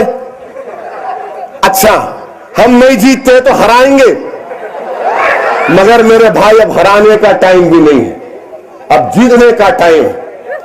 तेलंगाना की 119 की अराकीन असेंबली में हमारी तादाद, हमारी आवाज बननी चाहिए। क्योंकि जब मोदी के नाम पर सब लोग मुत्तहिद हो रहे हैं और सब लोग पैगाम पहुंचा रहे हैं, गांव गांव जाकर पैगाम पहुंचाए आरएसएस का और मोदी का, तो क्या मेरा हक नहीं बनता कि मैं महबूब नगर के हर घर पर जाकर आपसे कहूं कि आओ अपनी जमात का साथ दो, आओ अपनी जमात को वोट दो? क्या मैं इतना कमजोर हूं कि एक जालिम जिसके जेर क़यादत गुजरात की सरजमीन को हमारे खून से लाल किया गया, वो हिंदुस्तान का वजीर आजम बनने का ख्वाब देख रहा है? क्या सऊद्दीन ओवैसी इस बात का मुतालबा नहीं कर सकता?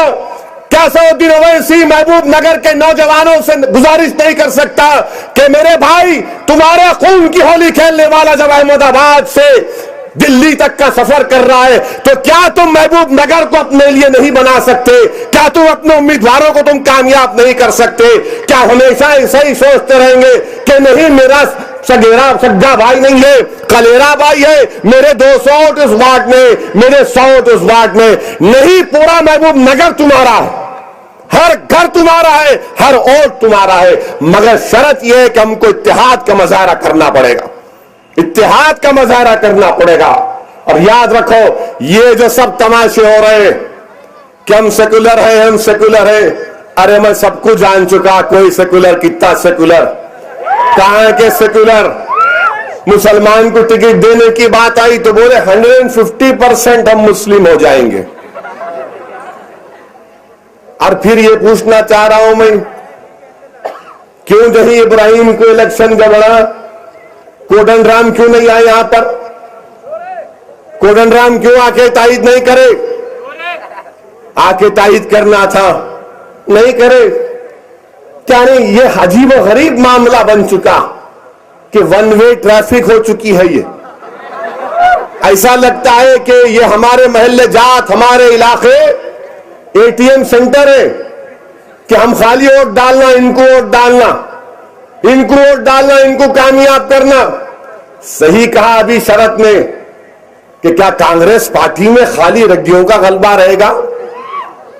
क्या तेलुगु देशम पार्टी में खाली चौधरियों का गलबा रहेगा? ये जमहूरियत है या क्या मजाक है? क्या आपको वोट डालना, मगर आपको वोट डालना, आपको एमएलए बनाना, आपको वोट डालना एमपी बनाना, आपको वोट डालना मिनिस्टर बनाना, अरे आखिर कब तक वोट डालोगे? आज तुम्हारे सामने तुम्हारी जमात है, जमात को वोट डालो, कुछ होने वाला नहीं है, डरने और घबराने की बात नहीं है। जब आसाम में गड़बड़ हुई तो हम लोग वहां पर पहुंच सकते, तो क्या महबूब नगर में अगर कुछ होता तो जाकिर दौड़कर नहीं आता बच्चों के दरमियान में? तो यहां पर मजलिस सदर अब्दुल हादी नहीं आते? मेरे भाई, एतमाद पैदा करो अपने आप में, एतमाद पैदा करो, पूरा एतमाद पैदा करो, अल्लाह की जात पर तवक्कल करो और पूरा टूट तवक्कल करो और अपनी जमात का साथ दो। बहुत हो चुका, अब हमको करवट लेना है, तब्दील होना है। ये 4-5 कारपोरेटर से काम नहीं चलने वाला मेरे दोस्तों। जाकर महल्ले जात में देखो आप, क्या ये स्लॉटर हाउस का काम हुआ? चेयरमैन कौन बन गए? स्लॉटर हाउस का काम रुका हुआ। गली कूचों में जाओ, महल्ले जात में जाओ, मोरियों का इंतजाम, पीने के पानी का इंतजाम नहीं है। और तेलंगाना मिल गया तो कांग्रेस समझ रही जिंदा तिलिस्मात का बाटिल पी लिए लोग। हर कांग्रेसी बोल रहा हम दे दिए ना, हम दे दिए ना। क्या खाजा का लंगर है? दाल बोटी, दाल बिरयानी, दाल प्लेट पे इसके। कांग्रेस बोल रही हम दिए तेलंगाना, टीआरएस बोल रही हम दिए तेलंगाना, अब तो बीजेपी भी बोल रही हम दिए तेलंगाना। तो फिर क्या करना? आप दे दिए तो फिर 650 बच्चे क्यों खुदकुशी करे? वो बच्चों की बात ही नहीं करते कोई। 650 बच्चे खुदकुशी करे, शरद से पूछो आप उस्मानी यूनिवर्सिटी के कितने दलित बच्चे, कितने बैकवर्ड क्लास के बच्चे, मगर सब बोल रहे अरे शर्म करो तुम लोग।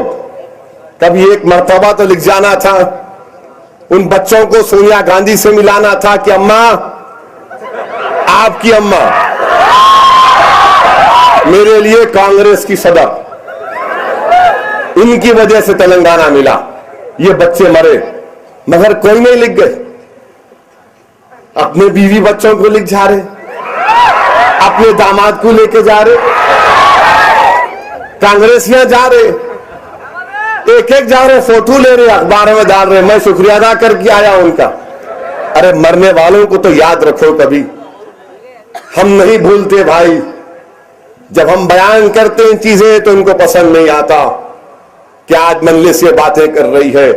मैं ज्वाइंट एक्शन कमेटी से पूछना चाह रहा हूं, कोदंडराम से, कोदंडराम गारू, आप तो महबूब नगर के बाई इलेक्शन में कैंपेन करने को नहीं आए, क्यों नहीं आए? आपको बीमारी हो गई होंगी, पेंचिस हुआ करते उनको उस जमाने में, पेंचिस हो गया था कहते। हमारे बुजुर्गा बोलते हैं एरंडी का तेल साल में एक मर्तबा पीना कहते। आप कैंपेन करने को नहीं आए महबूब नगर में, बीजेपी जीत गई। अच्छा, मैं ये पूछना चाह रहा हूं,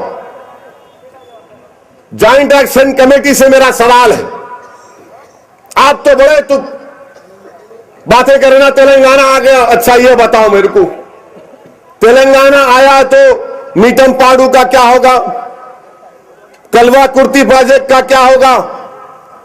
ये तेलंगाना के बिल में वाटर बोर्ड कमीशन बना दिया गया, और तेलंगाना जो है अपर राइपीरियन स्टेट है, तो मीटमपाडू कलवा कुर्ती ये पानी कहां जाएगा? आप ये वाटर बोर्ड सही बनाया गया। पार्लियामेंट में खड़े होकर मैंने कहा कि गलत है, ये गैर दस्तूरी है। पानी जो है वो रियासत का मसला है, सेंटर का मसला नहीं है। मगर ज्वाइंट एक्शन कमेटी तो मिठाई खा रही थी, एक दूसरे को मुबारकबाद दे रहे थे। क्या तेलंगाना आप लिए? क्या तेलंगाना की हाईकोर्ट कहां है? बताओ मुझे, ज्वाइंट एक्शन कमेटी कहां है? तेलंगाना की हाईकोर्ट? क्या ये महबूब नगर की कोर्ट में जो बच्चे काम कर रहे, दलितों के, बैकवर्ड क्लास के, इनको नौकरियां मिलेगी? क्या तेलंगाना का हाईकोर्ट कब बनेगा? फिर इसके ऊपर बात नहीं करते।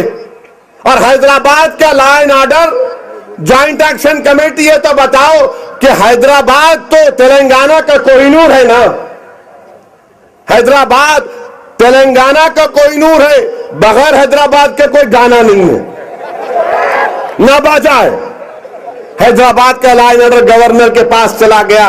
ये कांग्रेस पार्टी और टीआरएस में जो चीफ मिनिस्टर बनने के ख्वाहिशमंद है, मैं उनसे पूछना चाह रहा हूं, मैं आपको दावत फिक्र दे रहा हूं कि क्या कोई तेलंगाना के 10 जिलों में से 8.5 जिले का लॉ एंड ऑर्डर उसके पास, 1.5 जिले का लॉ एंड ऑर्डर गवर्नर के पास? ये कौन सी बात है बताइए आप? हैदराबाद का लॉ एंड ऑर्डर, यानी तेलंगाना का चीफ मिनिस्टर अगर हैदराबाद में आया तो कांस्टेबल भी सलाम नहीं करेगा उसको, चल चल बोलेगा तो कौन है। ये और बात है कि हमको फिक्र नहीं है, हमको कोई सिक्योरिटी नहीं है, कांस्टेबल से लेकर कमिश्नर तक सब उठ जाते, मालूम होता मजलिस वाली शेरवानी आई तो परेशानी आ गई। मगर आप ये तो बताओ, ये लॉ एंड ऑर्डर आपका चला गया, आप क्या कौन से चीफ मिनिस्टर रहेंगे? हैदराबाद का कमिश्नर सुपर चीफ मिनिस्टर रहेगा। बताओ ज्वाइंट एक्शन कमेटी वालों, आप खुश है? आप खुश है? और अगर हैदराबाद यूनियन टेरिटरी नहीं बनी, और अगर हैदराबाद का जो टैक्स दूसरी जगह नहीं जा रहा, तो किसका है ये काम? मजलिस इत्तेहाद मुस्लिमीन का काम है। हम अड़ गए थे कि सवाल ही पैदा नहीं होगा, इस पर कोई कॉम्प्रोमाइज नहीं किया जाएगा। मगर आप लोग तो खाली बोले थे ले लो ले लो, आन दो आन दो। अब आप बताइए, दिल्ली में ज्वाइंट एक्शन कमेटी वाले जबान नहीं खोल रहे आजकल। कोदंडराम सो गए क्या जाके? जरा जगाओ, कोई उनको पानी तो पिलाओ। अरे हैदराबाद के निजाम का, हैदराबाद हाउस दिल्ली का 7.5 एकड़ पर, ऐसी जगह पर निजाम ने हैदराबाद हाउस को दिल्ली में बनाया। पुलिस सेक्शन के बाद हैदराबाद हिंदुस्तान का हिस्सा बना। उसके बाद गवर्नमेंट ऑफ इंडिया ने हैदराबाद हाउस को लिया लीज पर, और उसके एवज में आंध्र प्रदेश भवन जहां पर है वहां जमीन दी, 14 एकड़ जमीन दी। बताओ ज्वाइंट एक्शन कमेटी वालों, क्या आप तैयार हैं एपी भवन दे देने के वास्ते? अरे बताओ, कोई तो जवाब दो, क्या आपका काम हो गया क्या? ठीक है, आप महबूब नगर को बाई इलेक्शन में नहीं आए, मगर आप खामोश क्यों बैठे हुए हैं? अजीज दोस्तों, तेलंगाना हासिल करना बड़ी बात नहीं है, तेलंगाना को सेकुलर रखना वो सबसे बड़ा चैलेंज। तेलंगाना में मुसलमान दलित का तहफ्फुज करना वो बड़ा काम, तेलंगाना में दलित और मुसलमानों को उनका हक मिलना वो बहुत बड़ा काम। तेलंगाना को तरक्की करना है तो संघ परिवार को खत्म करना है, तेलंगाना को और मजबूत करना है तो बीजेपी को खत्म करना जरूरी है। तेलंगाना का अगर सही मुस्तकबिल देखना है तो 17 पार्लियामेंट की सीटों में से एक सीट पर भी तेलुगु देशम या फिर ये आरएसएस के लोगों को कामयाब नहीं होने देना। मगर उसके लिए महबूब नगर की पार्लियामेंट सीट जीतना है तो महबूब नगर से हमारे भाई को टिकट देना पड़ेगा। आप टिकट दो, किसी को भी दो को नहीं खड़ा करना, मैच फिक्सिंग नहीं करना, इसको भी दे दिए उसको भी चुमटी दे, दोनों लड़ लो, जो होता देखेंगे। फिर क्या करते हैं, महबूब नगर की तारीख है, 2 को लड़ा के पीछे से एक इंडिपेंडेंट उतारते, हम लड़ते लड़ते उन्हें जिनबाजी मार के चले आता। अब के बार महबूब नगर का एक एक वोट एक को ही पढ़ना, महबूब नगर का आपका एक एक वोट बल्दिया इलेक्शन में मजलिस को पढ़ना, महबूब नगर का आपका एक एक वोट असेंबली में एक को ही पढ़ना, क्योंकि हम एक को मानने वाले हैं, 2 को मानने वाले नहीं हैं। समझे आप मेरी बात को? हम एक को मानने वाले हैं, हम एक को वोट देंगे, हम एक को मानने वाले हैं, एक को वोट देंगे। अब जो 3 को मानने वाले हैं उन्हें किधर को जाते नहीं मालूम मेरे को, इनका क्या सोचना, तहकीक करना पड़ेगा इन लोगों के बारे में कि बाबा क्या है तुम्हारा मामला। मगर आपसे फिर से कह रहा हूं कि मजलिस इत्तेहादुल मुस्लिमीन को मजबूत करना वक्त का तकाज़ा है नौजवानों, और बीजेपी बड़ी तैयारी से आ रही है। जहां देखो टीवी पर, टीवी खोलते कि टीवी वाले ऐसा दिख रहा कि मोदी से इनको क्या रिश्ता पैदा कर लिए। हर टीवी चैनल खोलो आप, मोदी मोदी, अरे ऐसा दिख रहा कि भाई दामाद की भी इतनी खुशामद नहीं करते हैं। हर टीवी चैनल पे मोदी वहां गए, अब ऐसा हो जाएगा कि उन्हें वहां बैतुल खला गया तो भी दिखाते क्या है, उन्हें प्लेन से उतर रहे दिखा रहे, गाड़ी में बैठ रहे दिखा रहे, चीख रहे दिखा रहे, खांसे तो दिखा रहे, दस्ती से पसीना पोछ रहे तो दिखा रहे, पानी के घूंटों पे घूंटा पीता मजलिस का नाम आया तो वो भी दिखा रहे। अरे क्या होगा भाई टीवी वालों को? मगर ये जमीन की हकीकत नहीं है, ये जमीन की हकीकत कुछ और है। जिन लोगों ने बाबरी मस्जिद को शहीद किया था, याद करो नौजवानों, 6 दिसंबर तुमको याद है? मैं मजहबी जज्बात को मजरू नहीं कर रहा हूं, ना मैं ये बात करके आपसे वोटों की भीख मांग रहा हूं, मैं सिर्फ तारीख को याद दिला रहा हूं। अडवाणी सामने थे, 6 दिसंबर के दिन सामने थे, खुशियां मना रहे थे, मुरली मनोहर जोशी खुशियां मना रहे थे, मुरली मनोहर जोशी के गोद में जाके उमा भारती कूदी। अब क्या हुआ देख लो, बाबरी मस्जिद शहीद हुई, अडवाणी का मामला क्या हुआ, वजीर आजम बनने का ख्वाब देखता ही रह गए हूं। अडवाणी को अब उन्हें बोल रहे मैं गुजरात नहीं जाता हूं, अडवाणी को भरोसा नहीं है मोदी के ऊपर। उन्हें उस बच्चे को पैदा करे, दूध पिलाए, बहुत पाले पोसे, उन्हें बोल रहा नहीं अब तेरी जरूरत नहीं है, तुम बुढ़े हो गए, तुम अपने वाली जरूरत नहीं है। अडवाणी डर के बोल रहे मैं नहीं जाता अहमदाबाद को, गुजरात को, मैं नहीं जाता हूं अब। अरे नहीं आप जाओ, नहीं मैं नहीं जाता, वहां मेरे को अलंग डाल देंगे। देखो आप अल्लाह का इंसाफ। मुरली मनोहर जोशी बोले कि नहीं मैं मुरली बजाऊंगा बनारस में, लिख जाके कानपुर में डाल दिए कि नहीं वहां बांसुरी बजाओ अपने कानपुर में। ये बाबरी मस्जिद को लोग जो धोखा दिए, इनसे ये इंसाफ। अरे अडवाणी को मोदी पर भरोसा नहीं है, चंद्रबाबू नायडू, आप कौन सी मोहब्बत में जा रहे? जो अडवाणी मोदी को पैदा किया, उसको मजबूत बनाया, चंद्रबाबू नायडू बोले नो नो, मेरे को भरोसा है। हाँ, तुम ससुरे के नहीं हुए तो किसके होंगे तुम? आप, ये मामला इनका चल रहा है।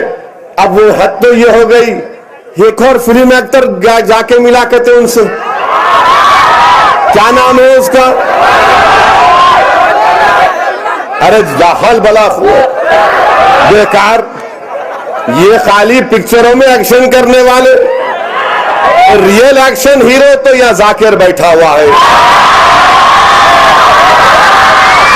ये एक्शन हीरो है। ये लोग क्या करते हैं, जाके मिला करते मोदी से, और इन्हों कहते बाल खा, इन्हों बोले तो सुन लेते लोग इनके। ठीक है, आइंदा पिक्चर देखेंगे हैदराबाद में, बताएंगे आपको। अब आपके बड़े भाई तो दाल नहीं गला सके, अब आप दाल गलाने की बात करो। अरे जिसको देखो, अरे हद तो ये हो गई कि आंध्र प्रदेश का साबिका डीजीपी दिनेश रेड्डी, वो दिनेश रेड्डी जो अकबरुद्दीन ओवैसी पर केस बुक हुआ, क्या हुआ भाई? हाँ, टाइम हो गया? नहीं हुआ ना?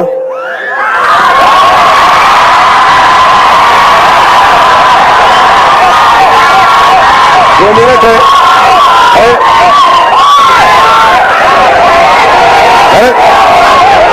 सुनो सुनो, ये बैठो।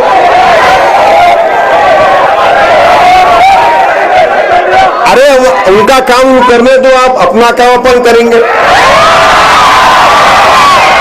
और इतना जज्बा का 30 मार्च को भी दिखाना, आप 30 मार्च को दिखाएंगे नहीं दिखाएंगे? सब जने जाके वोट डालेंगे नहीं डालेंगे? महबूब नगर की हवाओं में, फिजाओं में, घर में, खानदान में, खानदान में क्या चलेगा? पतंग पतंग पतंग पतंग चलना पूरा। अरे बच्चे हैं तो इनके बड़े क्या होंगे? खतरनाक होंगे। खैर भाई, तू बड़ा हुआ तो मैं तेरे को फूल कार पिलाऊंगा पहले इंशाल्लाह। इन अभी से वोट डालने की बात कर रहा हूं। तो आप लोगों का काम ये है, मैं बात को मुकम्मल कर ले तो दिनेश रेड्डी की, वरना बोलेंगे पुलिस वाले की बात नहीं बोले। दिनेश रेड्डी साहब डीजीपी थे जब अकबरुद्दीन ओवैसी का वाकया हुआ। अरे सुनो जी, कैमरामैन मेरे तरफ, आप लोग को बोलो, मैं बोलता हूं। आपका काम रिकॉर्डिंग करके पुलिस को कॉपी देना, एक वहां भी देना, सुन लो खाली। दिनेश रेड्डी साहब डीजीपी थे, इनके ऊपर सीबीआई की इंक्वायरी चल रही। अब उन्होंने भी अंगोल से लड़ना चाह रहे थे। इनको अचानक ख्याल आ गया, नहीं मोदी बहुत अच्छा है। ये ज़हनियत है जो 6 महीने पहले पुलिस से रिटायर हुआ, 2 महीने पहले वो बीजेपी ज्वाइन कर रहा। महाराष्ट्र का सिटिंग, बंबई का सिटिंग पुलिस कमिश्नर, वो रिजाइन करता, बीजेपी से इलेक्शन लड़ रहा उत्तर प्रदेश से। हिंदुस्तान की सीक्रेट सर्विस का चीफ वो सर्विस छोड़ता है, बीजेपी ज्वाइन करता है। हिंदुस्तान की मिलिट्री का चीफ वो रिटायर होता है, बीजेपी ज्वाइन करता है। अरे तुम लोग क्या सेकुलरिज्म की मुझसे बात कर रहे हो? तुम धोखा दे रहे हो सेकुलरिज्म को। तुम वर्दी में भी थे तो खाकी चड्डी पहने हुए थे, तुम वर्दी में भी थे तो दुश्मन थे मुसलमानों के, तुम दुश्मन थे हिंदुस्तान के सेकुलरिज्म के। पहचानो नौजवानों इन लोगों के चेहरों को और मुत्तहिद हो जाओ, एक एक वोट का इस्तेमाल करो। मैं तुमसे फिर से कह रहा हूं कि अब मजलिस को मजबूत करना हम तमाम की जिम्मेदारी है, हम तमाम की जरूरत है। ये जो तूफान उठ रहा है फिरका परस्ती का, जमात का साथ दो, जमात को मजबूत करो। शुक्रिया, खुदा हाफिज।